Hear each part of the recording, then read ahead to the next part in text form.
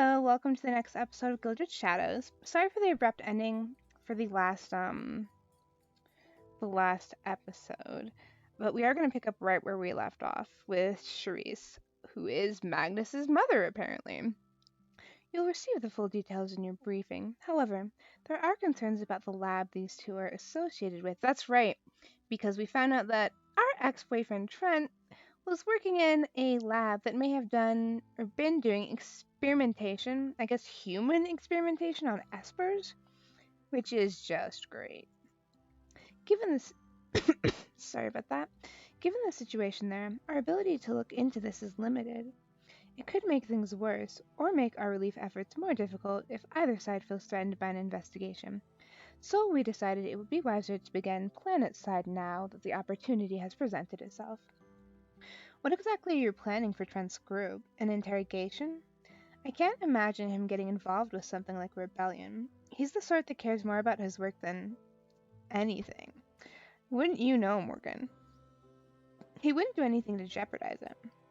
Perhaps, but he also isn't the only one on this research team, or at this lab. We don't intend to interrogate anyone. We're hoping you can use your connection with him to get close to the group, find out if there's anything to these allegations. Oh, great. Your bishops haven't seen anything that indicates what's going on? Unfortunately, no. There's an entire star system and future for them to monitor. It would be convenient if they could always see what we wished for them to see, but it doesn't work that way, and they're yet to observe anything specific regarding this matter. I don't mind trying to find something out. I mean, I can't imagine it matters if I mind. If I'm getting a brief report, that makes us official, doesn't it? Yeah, but Morgan, she wants us to do more than just find something out. Anyway, yes, but this is a tougher first assignment in some respects than you might have hoped for. I wanted to discuss it personally first. I think it'll be fine. I just worry I won't be able to learn anything useful. I'm sure you'll do your best. Of course, I always do. I'm glad to hear it. And now, I believe I've taken enough of your time. I'll let you get back to training. Before you go, was there something else? It's just, I've been trying to get permission to contact my family. Ari had said he would look into it, but I hadn't heard anything else about it, so it wouldn't hurt to ask, right? Before we go on, I do find it interesting that Morgan has like no qualms with sort of fishing for information uh with Trent. You know? I mean, I get that he's an ex, and I mean he's in the doghouse as far as I'm concerned. But at the same time, I wouldn't feel, because I don't know how long they were together, but I personally wouldn't feel comfortable doing that to someone who I had at one point had like a personal relationship with, even if they'd done things to where I didn't like them anymore. Um, yeah, I just find that interesting. It's been several weeks. Surely by now things are settled enough I can get outside communications back. I don't see why they haven't restored it already. It's been a busy few weeks, so it's possible those requests fell through the cracks. I'll check on it for you and see what I can do. Thank you. I would really appreciate it. I'm sure you miss them. I do. And I'm worried about them. I have a brother also posted on Sierra right now. He's in an outlying settlement, but I would like to be certain he's okay. Of course, I'll look into it straight away. She stood and smoothed the wrinkles from her clothes. I look forward to continuing to observe your growth, Morgan. And welcome to Endgame, even if it's late. I stood as well and walked her to the door. Just outside in the hall, I was surprised to find Ari standing there just waiting for us to finish. Probably so we could jump straight back into our training session. Honestly, this guy. Charisse broke into a smile when she saw him. Ariel, have you been waiting out here all this time? I have nothing else scheduled for this block of time. Where else would I go? You could have gone to wait in the lounge. There's no need. I was fine waiting here. Ari doesn't seem to trust her. Are you guys getting that vibe too? Were you that worried about her? I was not concerned about you wanting to speak with Morgan. Is that so? She laughed as if she didn't believe him, and when she passed him, she gave his arm a slight squeeze. Be sure to watch over her well. I intend to. And with that, Charisse was gone, leaving Ari and I to get back to our training session. Ari didn't ask about what we Ari didn't ask what we spoke about at all. I wonder if he has, because we don't know what all abilities he has. I wonder if he heard. And my mind was too full of everything we'd talked about to focus well for the rest of the day. Okay, you got a new background. She's in the bathroom. I was standing in my shower with my back to the steaming water, letting it drum down over the sore muscles there. Our workouts had increased in intensity as we also started branching out into developing my psi. In men, our sessions had doubled in length, with us spending the first half on physical training and the latter half on psi training. I wasn't sure which was more exhausting. I stretched and finally turned off the water, stepping out of the shower. Tomorrow, I was sure he'd expect me to do even better than I had today. I didn't want to think about it, though if we gathered another audience, I would throw them out personally. That's right, Morgan, we gotta take some initiative here. I wrapped myself in a towel and grabbed another for my hair as I went to finish drying off and get dressed. I had just poured myself a cup of tea and flopped on the sofa when there was a soft ding inside my head. A message notification? I pulled it up, examining the brief file Charisse had promised earlier. When I saw the message with my mother's name above it, I bolted upright, sending the cup of tea flying. Ack! I flailed at it frantically with both hands and it stopped midair. Oh, did we use our telekinesis? The cup tilted several feet above the ground, with most of the tea frozen in its attempt to escape the cup and splash all over my rug. Well, that looks strange. In the middle of trying to scoop the liquid back into the cup while spilling as little as possible, my door chimed. Okay, too many things are happening at once. It startled me enough that I lost focus, and a few splatters of tea headed straight for the ground as if suddenly remembering gravity existed. Oh, great. I set the cup down and grabbed my pants, which I still hadn't bothered to put on. Making a mental note to get a towel to clean the spilled tea, I finished dressing and answered the door, unsurprised to find it was Ari. Wow, he's got a new outfit here. Okay.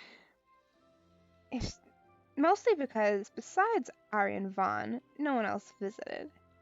Hi, come in. You seem... Did something good happen? Yes. I grabbed his hand and pulled him into my apartment when it didn't seem like he would come in on his own. He gave me a bewildered look that made me feel almost bad. I must never seem happy to see him. Charisse seems to have done something about my net permission. I just got a message from Mum. Ah, was that something the two of you spoke about earlier? It came up towards the end, and she said she'd look into it. I'm glad to hear that it was taken care of. Is your mother well? I don't know. I haven't read it yet. I just got the notification and sort of spilled my tea in my excitement. I expertly avoided a mess courtesy of telekinesis. Ari's gaze traveled to the teacup on the arm of the sofa, then the few spilled drops on the floor. Almost avoided. The door chime startled me. I apologize for interrupting then. No, it's fine. Anyway, you can sit if you like. I left him there and went to get a cloth from the kitchen so I could clean up the mess. It's all right. Sit. He didn't seem like he was going to, but after a moment's deliberation, he must have changed his mind. He sat carefully on the sofa and watched me. Have you received the briefing file for... There was another notification right as he said that, and I pulled up the screen to check. It just arrived, actually. I see. I was also sent a copy. Caleb and Vanessa as well, I assume. Dropping the cloth on the bar, I joined Ari on the sofa. So that's why you stopped by to discuss. Correct. Though, if you haven't read it yet, there's not much to discuss. Well, Charisse went over the basics with me. There are concerns about experimentation. The lab the researchers are with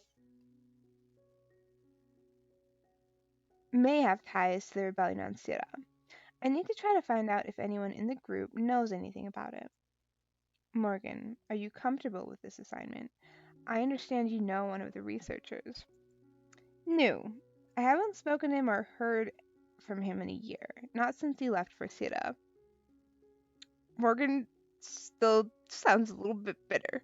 And I don't blame her, but that doesn't mean we just, you know. I mean, you guys know if you've watched previous episodes that I am definitely not Trent's biggest fan.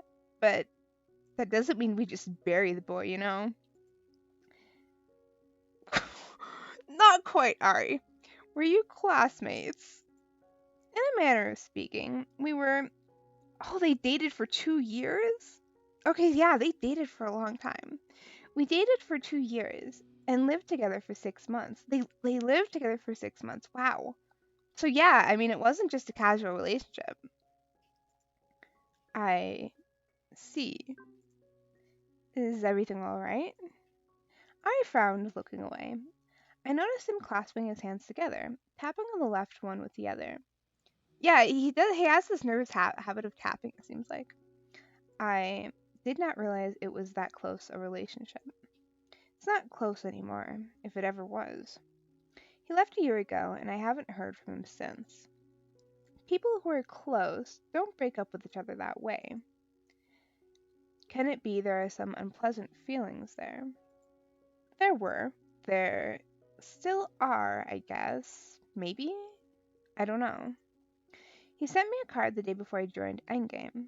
He said he would be on the surface soon and he wanted to meet.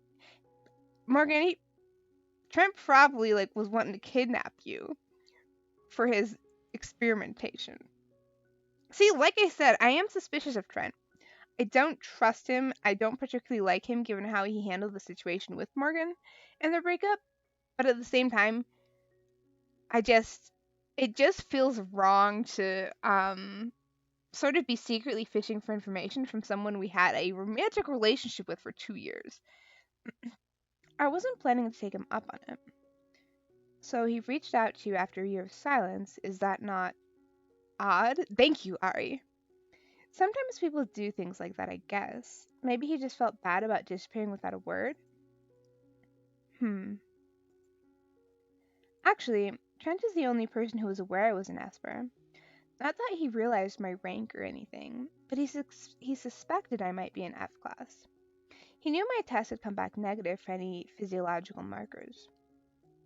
If you haven't read the briefing, then you don't know they believe the unregistered Espers on Syrah were fairies when the reports began to appear. That was Trent's point of interest. The lab he was interning at was doing research on them, and, of course, that's why they're coming here. Correct. F-Class are still a minority in Endgame, but we possess the leading research on the phenomenon. Besides you and myself, there are only a few dozen others. Not all of us are publicly known to be such, though. That's right, I forgot I was an F-Class Esper too. My status is something of an open secret, and most of what Endgame knows about fairies comes from observing my development. Oh, interesting. Observing his development. That made him sound like a science experiment. Oh no! Did they experiment on our baby boy? All that aside, I'm not sure what is going on with the Espers on Syrah. They certainly show elements of being fairy Espers. However, the one taken into custody ended up not being an Esper at all. I'll read the full report as soon as possible. After, I hope, you read the respond to your mother's message. The report can wait, but I'm sure your mother would like to hear from you as soon as possible. Aww, thanks, Ari. And you've waited for this message for weeks. I'm sure you want to read it soon. That's sweet. Yes, after that. Good. I'm pleased to hear your request was finally granted. Me too. We'll still be continuing your training going forward, but may need to adjust our schedule due to your other assignment. And I'll also be monitoring you as you engage with these researchers. This isn't going to be awkward at all. I mean, that is like literally the mantra for this route, but they're still overworking you, I see. I wasn't specifically ordered to monitor you, given you'll be filing daily reports. I'm merely concerned. We've had this talk. Worry more about yourself. Honestly, I agree with Morgan. I'm worried like for Arius because he's so overworked from like the last few chapters. Sometimes it feels as if you worry about me enough to worry for both of us. Because you don't worry about yourself at all. It's annoying. I apologize. I'll try to be less annoying. Oh my, we didn't mean it like that, Ari. Good, because that isn't even the only annoying thing you do. Morgan. In that case, perhaps you can expound on all my annoying qualities over dinner. My mind blanked when he said that. Is Ari asking us out to dinner? Did he just... No. Ari and I had dinner several times. Unless you have other plans. No, it's fine. Dinner's fine. Is there a problem then? No problem. You really need to work on your wording, though. Is there another way to ask someone to dinner? Maybe we'll talk about that over dinner. Then I'll leave you to rest for now, but I'll return at 1900. Sure, I'll see you then. Very good. He stood and almost smiled as he headed for the door. I followed behind him, mentally kicking myself for how he got my heart pounding. For a moment, I forgot where I was or who I was dealing with. Oh, because she was like, he's asking me to dinner as a date, and then she's like, wait a minute. We've been having dinner casually for several times now, so. And then I was alone again. I let out a little happy squeal and curled up on the sofa to read my mother's message and finally reply to her. I needed to find a way to thank Charisse for that.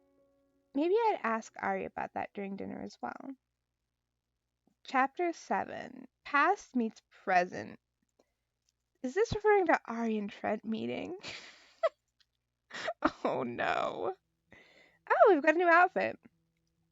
I frowned at the display in my hand as I was reading over the briefing file I'd gotten yesterday. Charisse neglected to mention that Trent and his group would arrive today. I thought I would have a little more time. Though I'd read most of it last night, nerves had taken a hold, and I was going through it again. Ari had to cancel our training session at the last minute, so that gave me some extra time before I had to meet them. It was a little hard to focus. Ari said he would be overseeing everything, but they called him anyway. I couldn't reach Caleb or Vanessa either, and not that I felt I needed oversight, but the fact the three of them were gone meant they were sent somewhere without me. Yeah, that's kind of interesting.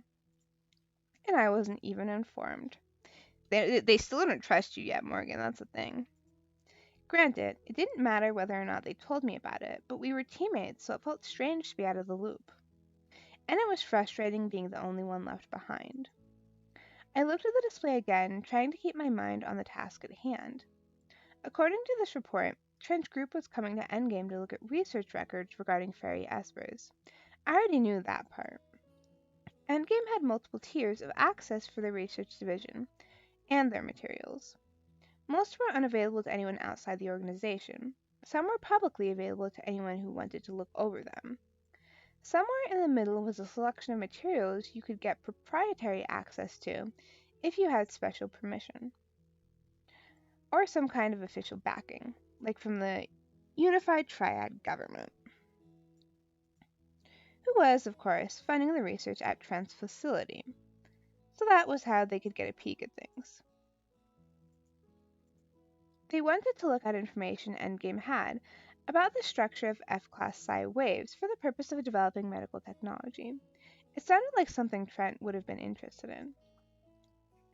There was some fairy Rook reported as working in the clinic in Delphine. This person could apply biokinetic abilities to other people, resulting in some sort of healing ability. It wasn't some trivial thing. The reports were that this person has the ability to regenerate limbs and major organs aside from the heart and brain. Wow. I mean, that's pretty crazy. If true, that was incredible for so many reasons, mainly because nanorooks weren't able to apply their biokinetics to other people. They had an innate ability to regenerate more quickly from injuries, but it was a passive skill that affected only their own bodies. Most of them couldn't do targeted healing, nor could they heal others. This rook and Delphine, if reports were true, had an amazing ability. Trent's lab had done some work with an anonymous fairy rook, able to do something similar, but on a much smaller scale. They were hoping to study and replicate the psi waves being used by these espers. We had devices that could emit psi waves, something on par with what Endgame considered low-level infantry. They were sometimes used as weapons, but more often in a unil... la... wait. I'm sorry. But most often in a utilitarian capacity, such as construction work. It was about as close as a non-esper could get to our abilities, but they'd never been able to replicate rank-level specialized psi. I wonder what makes them think they can replicate fairy ranks easier. Fairy psi had some incongruities compared to nano-espers, so maybe that was why. Either way, it was interesting research. But given that fairies were uncommon, they had a shortage of research materials to work with. Hence their reason for coming to Endgame. Now, though, Endgame was worried they could actually be looking for something else in the science division's research, which brought me to the other element of the case: unregistered espers joining the dissidents on Syrah. It was uncommon for ranked espers to make it to adulthood without being detected. Those who did always tried to find ways to avoid recruitment into Endgame or other factions. It seemed like that was the fate of most unregistered espers eventually. Finding ways to avoid it included traveling off-world for those who could manage it. For that reason, Syrah supposedly had a high number of unregistered espers living there. The Triad had, at several points, requested Endgame to round them up. That's interesting wording. It sparked protests every time, and Endgame have never followed up on the request. That espers were showing up in the fighting now wasn't that strange. It was the nature of the espers they'd encountered that was the problem. It started with an attack on a government guard outpost. There were reports of esper-like abilities being used, and one person arrested was experiencing burnout. He was the one Sharice had mentioned, but like she said, he wasn't an esper. So why burnout symptoms? Both he and another person had casual connections to Trent's lab. I sat back in my seat, mulling it over. The current theory was some sort of experimental product that allowed normal humans to temporarily use psi. The burnout patient didn't have any devices, implants, or drugs in his system, though. None that were detectable, anyway. What he did was what he did have was connections to a lab working on psi mimicking technology. Was it possible for Trent to be involved in something like this? I wasn't sure anymore. I flipped to the next page of the report, scanning the images of Trent and the two people coming with him to Endgame. He was the only intern in the group. I wonder if... Oh. I flicked my eyes towards the door, sensing Heidi's presence a few seconds before she came in. Our eyes met briefly. She looked away and headed to the galley without acknowledging me. I sighed, watching her order a drink. Maybe I should pull my head out of this report for a while and try to just talk to her. Things were still tense every time we saw each other, and I wasn't a fan. I had never dealt with a situation like this before, so I wasn't quite sure how to approach it. We'd had group projects throughout school, so it wasn't as if I was a stranger to teamwork or getting along with others. And we all competed for a limited number of first-tier slots, so I wasn't a stranger to competition either. But there had never been any unpleasantness between myself and the other students. Maybe because fighting with each other was a waste of energy and none of us had to spare. Most of us just wanted to pass our tests and get some sleep. What should I do?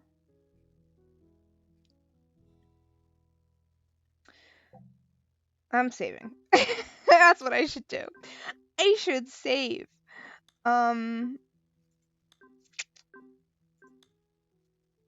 It's so hard to tell. I'm afraid that if we give her some space for now, that the the beef is going to go on indefinitely, that it's never going to be something that is addressed. You know what I'm saying? Um,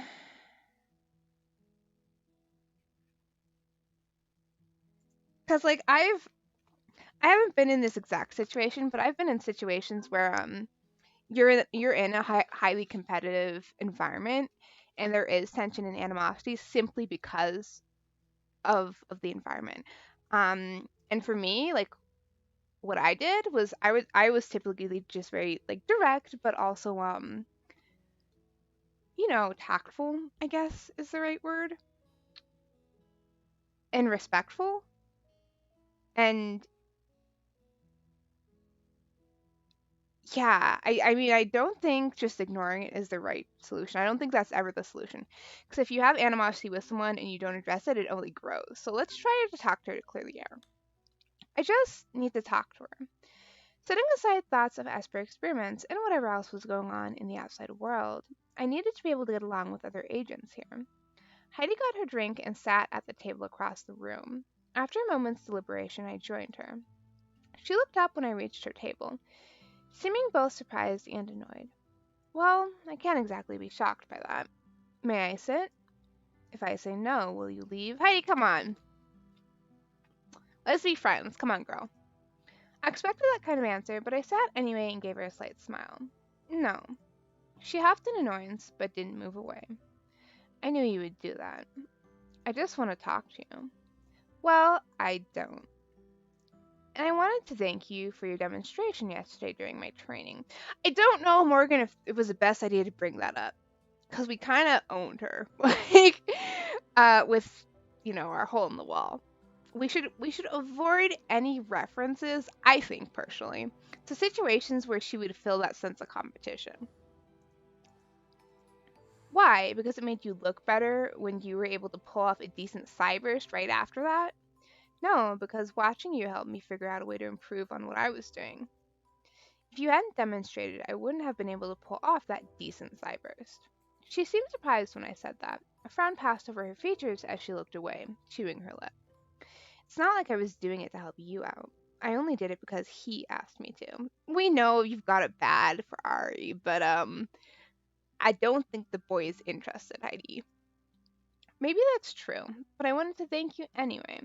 It's difficult being put on the spot in front of a lot of people like that. You don't have to thank me for doing something like that. I'm not doing it because I have to, I just wanted to.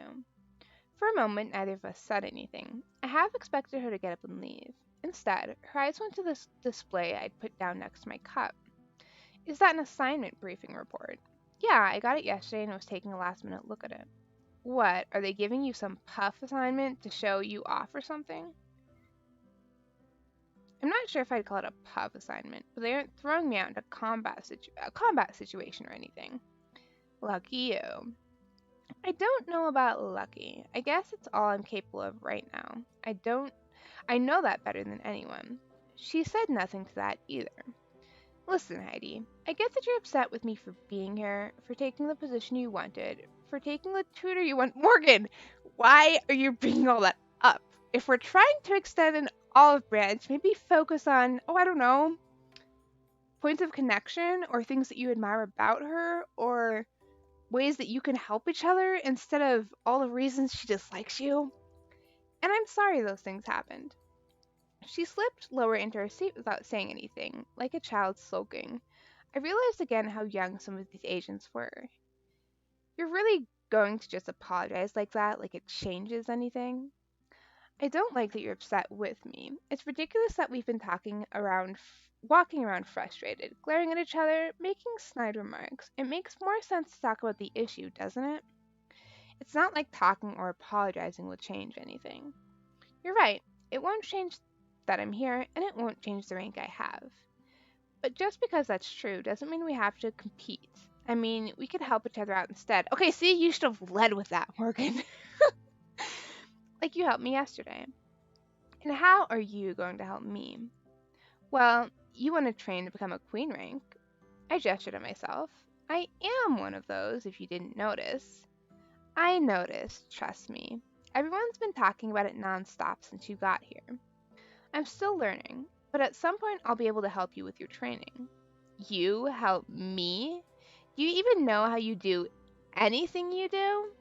Well, not all of it. Not yet. Then how are you going to explain any of it to me? How long exactly am I supposed to wait for the supposed help? No one said anything about waiting. It's not like one person has to be more skilled than another at something for studying together to be useful. Heidi scoffed. Look, I appreciate the gesture, but this isn't like going to your university to study history or whatever you study there. How would you know? Have you ever studied history at a university? Morgan, I've been in Endgame since I was 8. I haven't studied anything but this. Exactly. Listen, I may not have grown up here, and I know that. To you, I'm just an outsider. And my experience elsewhere seems useless. But sometimes a different perspective can be valuable. Regardless of what you think, my way of studying is why I'm learning fast here, and I will catch up to everyone else. When I do, I'll help you too, if you want my help. Heidi sighed, seeming to not know what to say. After a long moment, she stood again and picked up her cup as she started away. Thank you for the offer, but you're wrong about all of that. And she was gone. At least I tried, right? Hey, or maybe not. She had stopped about halfway across the room and was looking back at me. Good luck with your puff assignment. Aww, that was all she said before she left. It wasn't much, but it was at least better than before. Hey, take it. That is serious progress considering where your relationship has been at up until this point. I am very glad that we had the option of approaching her and sort of extending an olive branch because I mean she, like I said, I get where Heidi's coming from, and she's also young, and I think when you're, really young and you're in a situation like this where you feel like you've had to work and work and work and then someone just comes in and has everything, it can create animosity and lead to issues. So I'm glad that like Morgan was a bigger person and she tried to squash it. I flopped back in my seat, staring down at the table. Maybe I should just go down to the lobby. Trent and his group were supposed to arrive soon, and I'd planned to be there to greet them. I wouldn't be telling them I was assigned to oversee them. Instead, I'd say I volunteered due to knowing Trent, but I didn't want to seem too enthusiastic either. I grabbed my display, planning to go back to my room first. As I reached the door, I heard voices in the corridor leading towards the lounge, and one of them was familiar. Vaughn! They were back. What's going on with Ari's face? My face lit up when she, Ari, and Caleb appeared, but that turned to concern them when I saw Ari's face. Oh my god, what happened?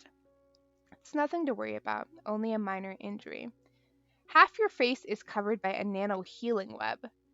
Okay, for individuals with a bioexpansion, a healing web is a pattern of light that is sometimes visible on the epidermis due to concentrated packets of nanites repairing tissue damage on and around injuries. Faint healing webs are sometimes seen on people without bioexpansions, as all nanosystems come with limited ability to generate small energies.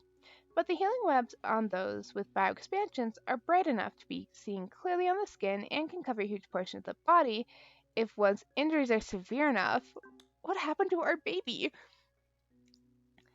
There were minor lacerations on the right side of my face and neck. Yeah, because half your face was scraped off when you teleported in front of an exploding building to rescue a civilian. But call it minor lacerations if you want. I should have seen him before the nanites healed most of it. Oh, Jesus. It sounds like more than minor lacerations, Ari. It is not as bad as they are making it out to be. An exploding building sounds significant. I assume this was on Syrah? Why didn't you shield yourself? Managing a shield while actively teleporting is difficult as it is, even more so when two people are involved. I was more concerned with ensuring the civilian was shielded than myself. There's been an escalation in the situation on Syrah. Looks like an order came through from the Triad to suppress the rebellion at all costs? Talks of a ceasefire have gone to hell. We were trying to get civilians out of the settlement that's become a stronghold for the dissidents when a riot broke out. Somehow the government's got some people in, and, well, looks like they don't give a damn about who they shut up as long as they get control back. That's horrible. Since some of us got hurt, I reckon Endgame will give them a stern talking to. But we have to maintain neutrality, so there won't be much more to it than that. Was anyone seriously injured? Ari got the worst of it, but all the injuries were fairly minor this time. Caleb went to the galley, saying he'd grab something for the three of them as Vaughn and Ari sat down near the door. Instead of taking a chair, I moved towards Ari to get a closer look at his face. He raised an eyebrow as I leaned in. Looking at it will not help. I believe we've had this conversation before. I want to look anyway. Do you even know what you're looking at? Hey, normal people may not be eligible for bioenhancements like this, but I know how they work. The denser the strands are, the more damage they're repairing. Given that there aren't any visible injuries anymore, there's probably a lot of subdermal damage they're working on. So there. If they're subdermal, looking at it will not reveal anything in particular to you. But I can still tell that the damage was worse than you're letting on, otherwise you wouldn't have this amount of webbing left even when they're healed on the surface. It doesn't matter how much you fret, it won't change the injuries that were, in fact, minor. It's not minor. Your definition of minor is definitely wrong. We glared at her when she started laughing. Well, I glared. I looked at her with his normal expression. Oh, don't mind me. I'm just sitting here watching your adorable flirting with great enjoyment. Vaughn. Thanks for that. My face heated up. I'm not flirting. Uh-huh. Keep telling me that, as you gently cradle Ari's face in your hands. I yanked my hands away from his face, annoyed at her for teasing us, myself for how hot my face was, and Ari for looking unbothered by the entire conversation. Oh, Morgan. How could they all be so calm about him being hurt? Even if they were used to it, they shouldn't be this casual about it. On another subject, I didn't have time to ask about your family last night. Are they well? You're just trying to change the subject, aren't you? Oh, they finally got off their asses and gave you back your net connection. He'd returned in time to hear that and slide a tray of drinks to the center of the table, pulling a cup of tea off for himself. Let me check our time real quick. Okay, yep, so we are gonna go ahead and end it here, but things are about to get interesting, guys. For one, our poor baby boy is hurt, but I guess he's okay. I don't know. I'm personally very concerned. Yeah, I don't know if, because, you can see that the injuries go down a little and they're covered by the rest of his clothes. So I am concerned that it's worse than it looks. And worse than what we can see. But Trent is also apparently going to be arriving soon. So, yeah. Everything is about to hit the fan, I have a feeling. Anyway, so yeah, I'm going to end it here, but I will go ahead and see you guys next time, hopefully, and I hope you enjoyed the episode.